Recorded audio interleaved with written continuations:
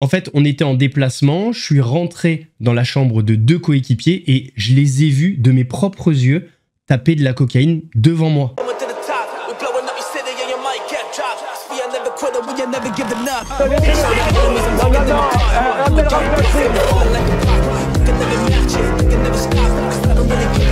fumez, monsieur? Le football, il a changé. Oui, peut-être. Ouais, c'est Laurent Delamousse, bienvenue aujourd'hui pour une nouvelle vidéo et j'espère que tout le monde va bien.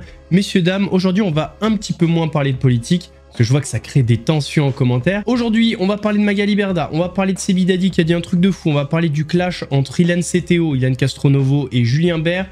On va parler Nasdaq, on va parler du dopage dans le rugby, mais notamment la cocaïne, et de bien d'autres sujets encore. Mais avant de partir pour cette nouvelle vidéo, c'est le moment de soutenir la chaîne et moi-même en mettant votre plus gros pouce bleu, votre meilleur commentaire.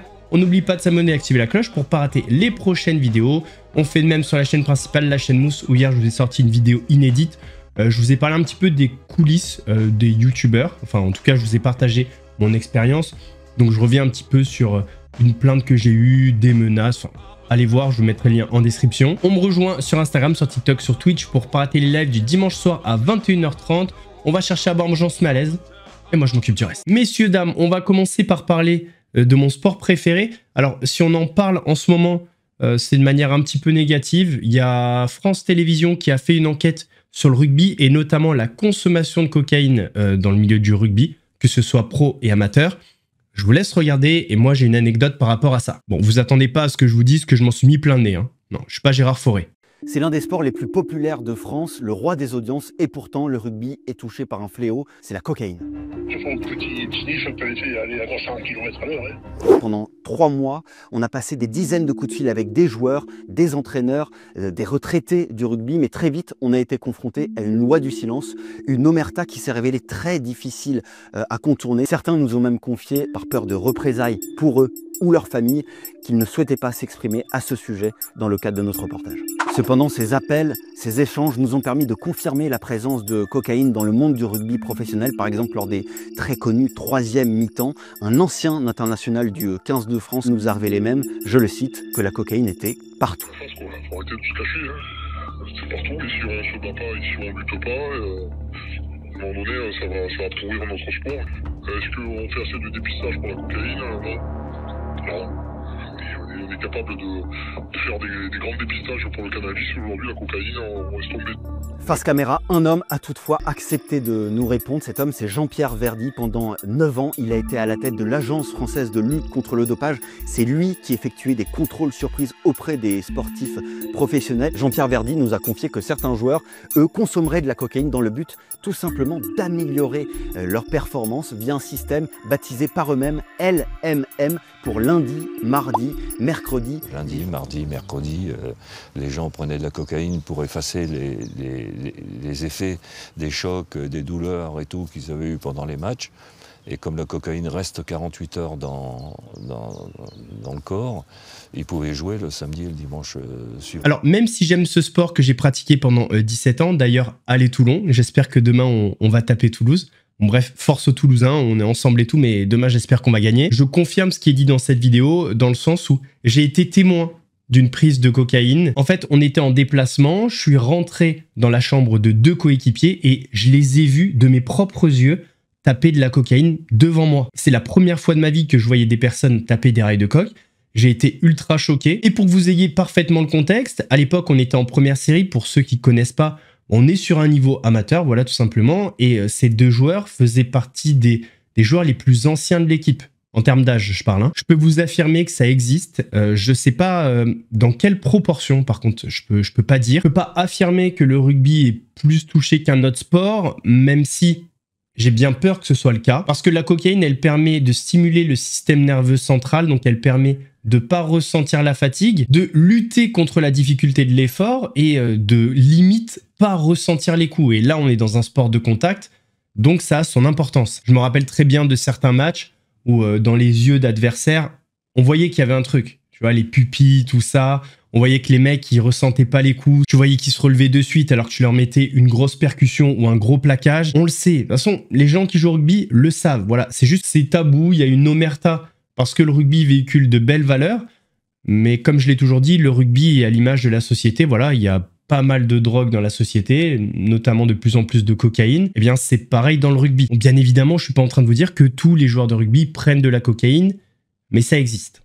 Voilà. Parlons brièvement de l'affaire Betaram, une affaire qui s'est passée en 98 et qui éclabousse un petit peu notre Premier ministre François Bayrou. Notre Premier ministre s'est exprimé au micro des journalistes, a apporté un petit peu plus de précision et a dit que jamais de sa vie il n'était intervenu auprès d'une affaire judiciaire. Madame, soyons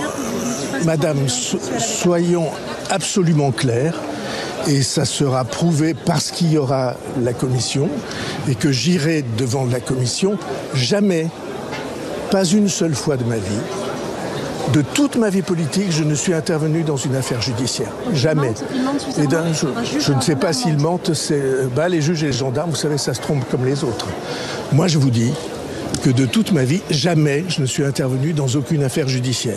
Et si quelqu'un peut venir me voir en disant « vous êtes intervenu, j'y étais », à ce moment-là qu'ils viennent. C'est ce qu'ils disent. Non, pas du tout. Ah, pas du tout. C'est pas ce qu'ils disent. Ils disent « quelqu'un m'a dit que quelqu'un lui a dit que ». Ça n'a rien à voir. Jamais. Non, absolument pas. Alors je maintiens, j'apporterai toutes les preuves qu'il faut. D'abord, ça serait strictement interdit par la loi. Vous imaginez pas qu'un procureur général peut accepter une intervention d'un homme politique de surcroît que je ne connaissais pas. Je ne connais pas cet homme. Et donc, ceci n'est pas la vérité, et le contraire de la vérité. Alors, il y a peut-être des gens de bonne foi, des gens qui ne savent plus ce qu'ils avaient à cette époque, mais tout sera prouvé. Un dossier épineux pour le Premier ministre, puisqu'il a affirmé à de nombreuses reprises qu'il n'avait jamais rien su sur ce dossier. Sauf qu'il y a un témoignage qui vient mettre à mal ce qu'il dit, c'est celui du juge d'instruction de l'époque, Christian Mirande, qui était juge d'instruction chargé d'enquêter sur les affaires de violences sexuelles à Betaram à la fin des années 1990, et il assure avoir rencontré François Bayrou à l'époque, qui était inquiet pour ses enfants. En tout cas, d'après les dernières informations, l'étau se resserre autour de François Bayrou, mais on n'a pas encore toute la vérité qui a éclaté. À mon avis, ça va pas tarder. Bon, maintenant, on va un petit peu rentrer dans la gogolerie. On va parler de l'Influence Fight Club. Enfin, on va parler de Sebi Dadi, Ilan, Julien Bert. Donc, comme on le sait, Dylan Thierry a annulé son combat face à Ilan Castronovo et depuis, il esquive un petit peu Marvin Tiller. Mais il s'est mis en tête d'affronter Julien Bert. Apparemment, Julien Bert, il a pas trop envie. Là, on était sur un live où était présent Ilan Castronovo, je crois son frère, Sebi Dadi. Et Sebi Dadi, sur ce live, il a dit un peu un truc de fou. Julien Bert, il préfère se bagarrer avec Ilona plutôt qu'avec moi. S'attroper sur des plages. Oh. Mais en vrai, en vrai de vrai. Non mais attends, en vrai de vrai, je parle sérieusement parce que t'as vu, moi je sais pas. Non mais c'est pas sérieusement, sérieux. Pourquoi Bert il accepte pas? Qu'est-ce qu'il a là? Parle sérieusement. Déjà, la vérité, c'est que quoi, Julien Bert, il s'est passé quoi avec Ilona de vrai? C'est Ilona qui a fait un peu en mode ouais, il m'a tapé, comme il y a certaines meufs qui disent alors qu'il y a rien. Non, il a été condamné pour violence conjugale et après il a fait appel. Mais ça, en soi, je m'en fous, ça, j'en ai rien à foutre. En gros, je vais aller devant ma porte, ça, c'est ses problèmes, à la limite, ça me regarde pas. Par contre, ce qui me regarde, c'est qu'il me traite de fragile et qu'il me traite d'autres mots qui me déplaisent et que quand je lui dis de monter dans la cage contre moi, il veut pas. Et de toute façon, là, je vais aller devant chez lui. De toute façon, s'il monte pas dans la cage avec moi, je vais aller devant chez lui, je vais le chercher chez lui. Bon, en soi, Julien Bert a raison. Ilan Castronovo, c'est un fragile.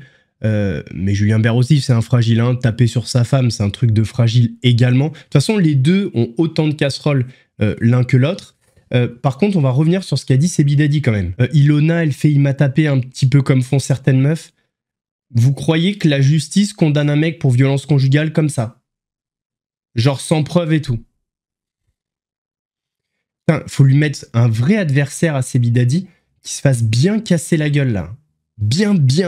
Il a pas voulu contre moi parce que soi-disant j'avais pas assez d'abonnés. Au final, il affronte un mec qui a 3 ou 4 fois moins d'abonnés que moi. Je sais reconnaître un mec qui a peur quand j'en vois un. Alors Julien Bert a répondu et a apporté un petit peu plus de précision sur les raisons de son refus. En vrai, si on parle sérieusement, je vois pas pourquoi il aurait accepté en fait. Le mec, on lui dit de combattre un mois avant, je trouve ça logique qu'il refuse. Mais en tout cas, regardez dans son live, il en a dit un petit peu plus. Qui refuse, et 2 semaines avant le début du combat, le mec il te repropose un truc là, c'est vraiment un fragile. Il y a une vidéo, elle a fait 4 millions les gars, elle est sur mon Instagram. Voilà, j'avais proposé, on m'a refusé 2 fois, 3 fois. Et maintenant, on va te débrouiller dans ton vieux truc. Oui, c'est un pointeur. Mais je veux pas parler de lui, les gars. On est 500, j'ai pas envie de parler de lui.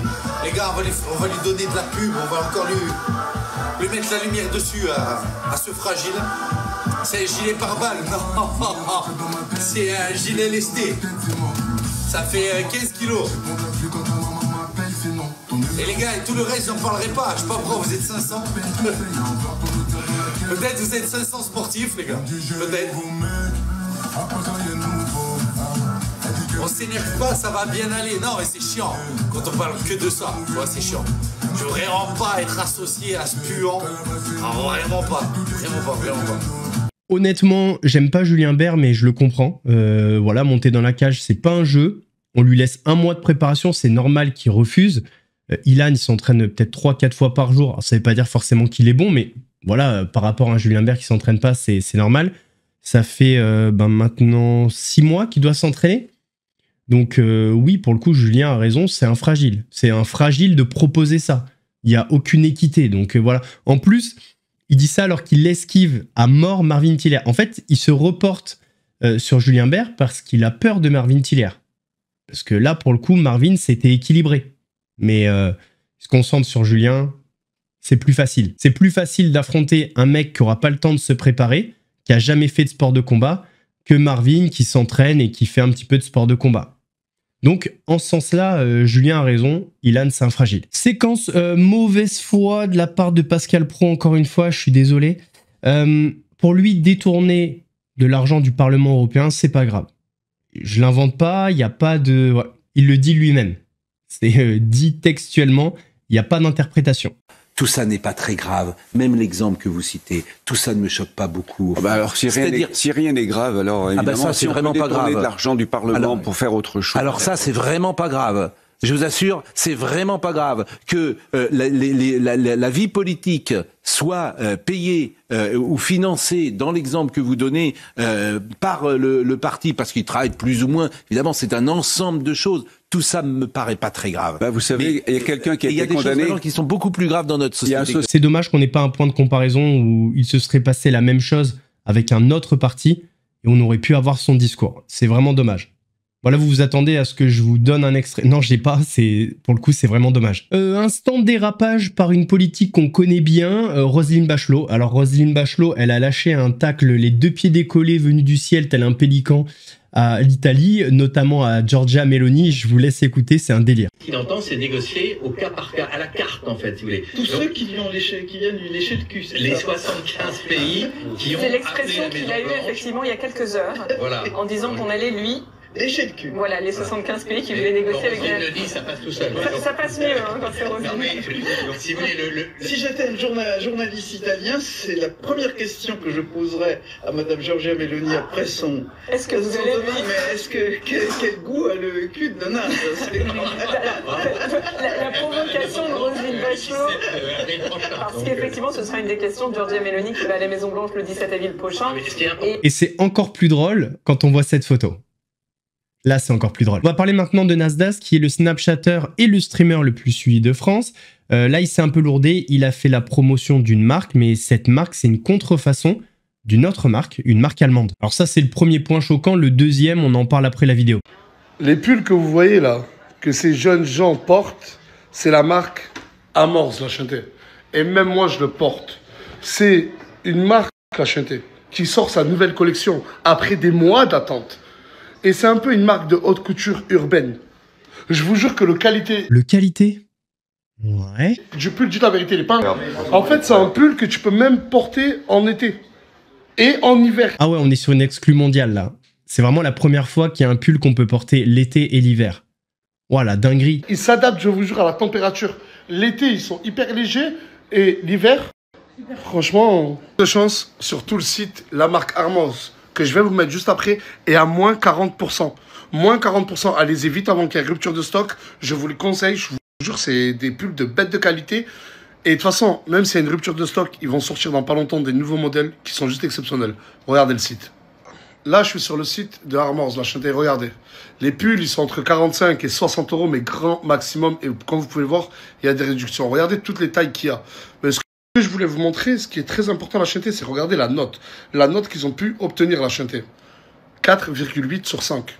Et c'est pas donné à tout le monde. Bon, ce dont je voulais vous parler, c'est est-ce qu'on a vu une promotion, une mise en avant de produits aussi éclatée?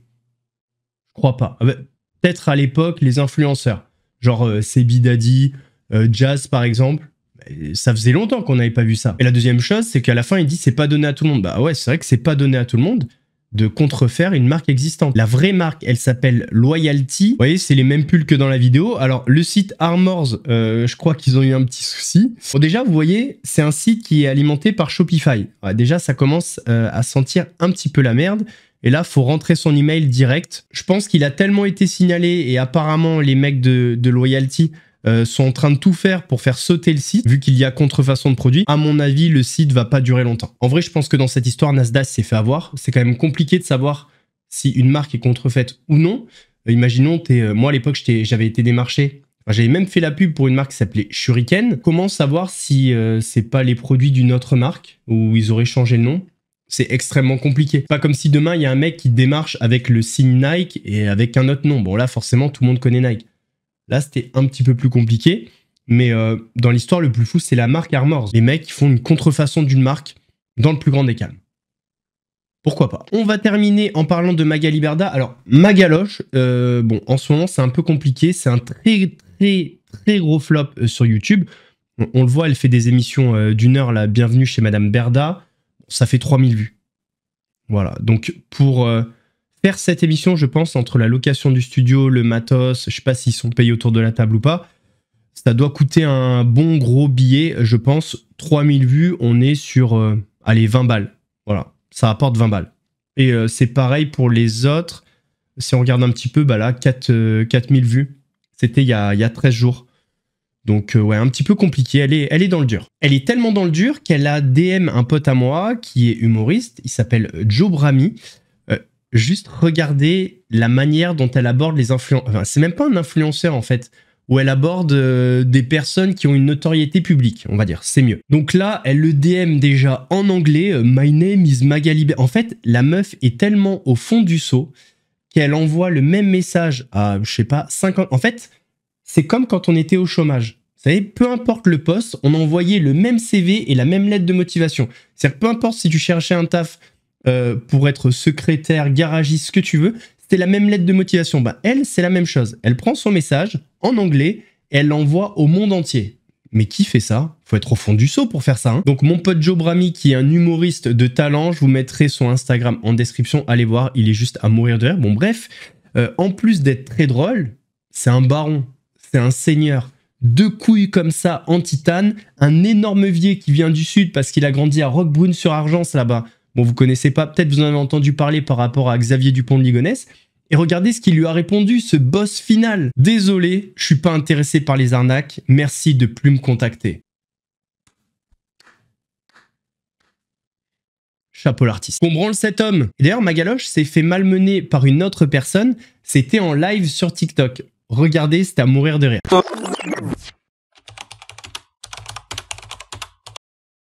Ah tiens, voilà. Merci. Merci, rends l'argent. Tu m'as mis 1500 points là d'un coup? Eh ouais, c'est comme ça, c'est un bon. T'es sérieux toi? Lui, je vais lui envoyer la force, lui. Alors lui... Qui t'a fait ça? Rends l'argent. Il y a 5 chez moi les gars. Compte sur toi, rends l'argent. Encore rends l'argent, ça y est, stop, classe. Il y a rends l'argent, il y a Popeye. Et rends l'argent, il est éteint, rends l'argent, ça y est. Ah, rends l'argent, il est en train de recharger. Et du vu et du revu. 13 secondes. Ah, merci Malou Positive. 6 secondes, les gars. Popeye. Ah Rends l'argent. Rends l'argent. Arrête. Rends l'argent. Ah là là. Rends l'argent, gros. Non, mais je vais finir par l'adopter, ton rends l'argent. Je te jure. Rends l'argent. Merci, pizza, moi. Putain, t'as un win x4. Rends l'argent, t'es un tueur. 11 secondes. Oh. Allez, x5. Rends l'argent. Ah, tu m'as saoulé, ton l'argent. Dis qu'il retourne chez sa mère. Dis qu'il retourne chez sa mère. Oh, elle est forte, ta team, elle est forte. Il y a rend l'argent. Bah, dis-lui qu'il vienne chez moi. Il sait qui se rend l'argent, là? L'argent, il est un peu Rend l'argent en plus. Il s'appelle R-A-N, L-A-R-J-A-N. Rends l'argent. Incroyable. Il a écrit R-A-N, incroyable. Mais rends l'argent, il peut éteindre toute ta team, hein, d'un coup, tout seul. Hein. Je le laisse tout seul ici. Ah ouais? Salut Valérie. Bah, je vois ça. Bon, après, ça va, c'est 2700 points, c'est pas le bout du monde, hein. Merci Elona. Real this. C'est Blato. Tu connais Blato? Ah non, Blatologue? Oh non, on va me gonfler ici. Non, jure, t'as Blatologue dans ton live. Bah, rends l'argent. Mais quoi, Blatologue, c'est rend l'argent? Apparemment. Ah, il a recréé un autre compte? Apparemment. C'est un délire. Parce que Blatologue, il va dans tous les lives que je fais et il va se mettre à côté pour pousser pour pas que je gagne. Bah, reste avec moi, rends l'argent. Solène. Ah. Non, mais franchement, moi, ma team, elle veut même pas jouer avec Blatologue. Ouais, mais j'ai rend l'argent, moi. Oui, bon, ton rend l'argent, c'est bon, hein, qu'il aille se coucher un peu chez sa mère. C'est pas très sympa de lui parler comme ça. Bah si, je parle comme ça. Si, parce qu'il fait exprès depuis tout à l'heure pour me faire perdre, alors. Je vais pas en plus bien lui parler. Fais attention, il y a rend l'argent qui est revenu. Rend l'argent est revenu. Ah là là, mais purée, mais c'est pas possible. T'as mis un x5. C'est rend l'argent. Rend l'argent, t'es un tigre. T'es un vrai tigre. Non, ça y est, stop, classe. Messieurs, dames, on arrive à la fin de cette vidéo, j'espère qu'elle vous a plu. Si c'est le cas, votre plus gros pouce bleu, votre meilleur commentaire. On n'oublie pas de s'abonner et d'activer la cloche pour pas rater les prochaines vidéos. On fait de même sur la chaîne principale, la chaîne Mousse, où hier je vous ai sorti une vidéo inédite. Allez la voir, elle change de d'habitude. Voilà, je parle plutôt de moi que des autres, donc allez voir ça. On me rejoint sur Instagram, sur TikTok, sur Twitch, pour pas rater les lives du dimanche soir à 21h30, donc demain. Soyez présents et présents. On va s'amuser, promis. Nous, on se donne rendez-vous lundi pour une nouvelle vidéo actu. En attendant, prenez soin de vous. Laurent Delamousse vous salue. Ouais, c'est mousse. Très frais comme une mousse. Léger comme le houmous. Piquant comme un bimous. Un gros lion te course. Tu cries, t'as la fausse. J'arrive à la rescousse. Regarde, ouais, c'est moi.